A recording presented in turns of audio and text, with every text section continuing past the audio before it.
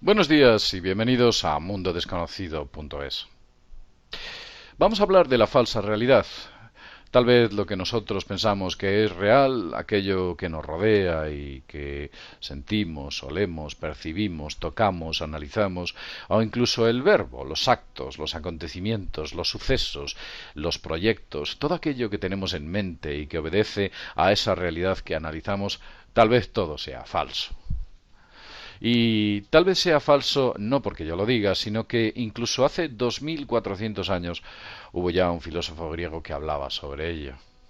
Anteriormente, el hinduismo antiguo también hacía referencia cuando se hablaba de la Maya y el Brahman.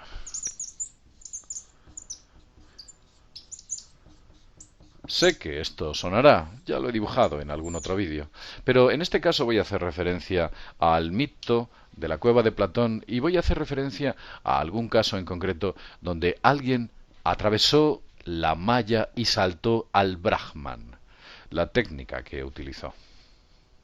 Os voy a explicar el mito de Platón.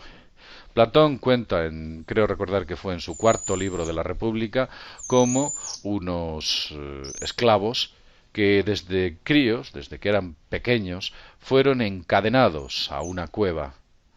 Estos esclavos que fueron encadenados a una cueva no habían tenido otro marco de referencia de la realidad, no habían podido ver más que el interior de la cueva. Durante muchos años estuvieron aquí, y esa cueva estaba formada por dos cavidades que daban a una parte exterior, a lo que era la supuesta realidad, una parte exterior que, bueno, pues era el mundo que todos conocemos o que creemos conocer. Según Platón, en esta zona había un pebetero en el cual una llama eterna siempre flameaba. Esta llama eterna lo que permitía era alumbrar el interior de la cueva en la que se encontraban estos esclavos encadenados a la pared. Los esclavos, el único marco de referencia que tenía era la pared, y pensaban que la realidad era aquella pequeña pantalla que veían dentro de esta. De vez en cuando, alguna persona se aproximaba al interior de la cueva y se acercaba a esa parte. Cuando esta persona se aproximaba, lo que los esclavos veían era única y exclusivamente un reflejo de este individuo como una sombra en la pared. Esta sombra era percibida por los esclavos como algo real, como la realidad, cuando evidentemente no lo era. Lo que estaban percibiendo los esclavos era el Maya. Platón es increpado por sus discípulos, en palabras de Sócrates, y posteriormente Platón afirma y reafirma de que no solo es un mito, sino que es una especie de parábola que trata de resumir la realidad que estamos viviendo todos, o la falsa realidad que todos percibimos. Lo que veían estos esclavos era ni más ni menos que la Maya, a diferencia de la auténtica realidad que era el Brahman, una frente a otra. Aquellos que han llegado al Brahman han dicho, o han llegado o han atravesado ese Brahman, han dicho que la realidad es mucho más intensa, los colores más vívidos, todo es bastante más objetivo. Lo cierto es que las antiguas culturas esotéricas también hablaban de ello. Hacían referencia a ese Brahman y a ese Maya, a esa cueva. Le hacían referencia con aquellos escritos que provienen del hermetismo promulgado por H.P. Blavatsky y del que hablaba utilizando el término el velo de Isis. Para rasgar el velo de Isis donde se encontraba la auténtica realidad había que trascender a la conciencia que nosotros conocemos, en la que nosotros nos encontramos cotidianamente. Pero ¿cómo se trasciende a esa conciencia? ¿Cómo podemos tener una superconciencia? Ha habido casos puntuales. Dentro del misticismo europeo, dentro de la religión cristiana, y por citar una distinta a las antiguas tradiciones budistas, os puedo contar una curiosa historia.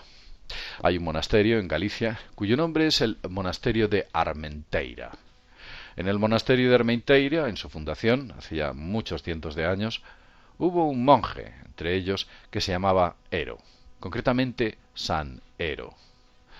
San Ero, un día, después de sus labores cotidianas dentro del monasterio y después de sus oraciones, decidió salir a dar un paseo por un bosquecillo cercano.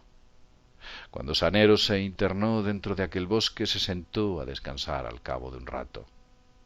Se quedó extasiado viendo a un pájaro cantar, sus vívidos colores y sus intensos sonidos. Entró en un estado de contemplación. Pasaron las horas y San Ero no apareció por aquel monasterio. El resto de los monjes, alarmados, intentaron buscar infructuosamente a San Ero. No le encontraron. Lo cierto es que varios cientos de años después, alguien llamó a la puerta de aquel monasterio.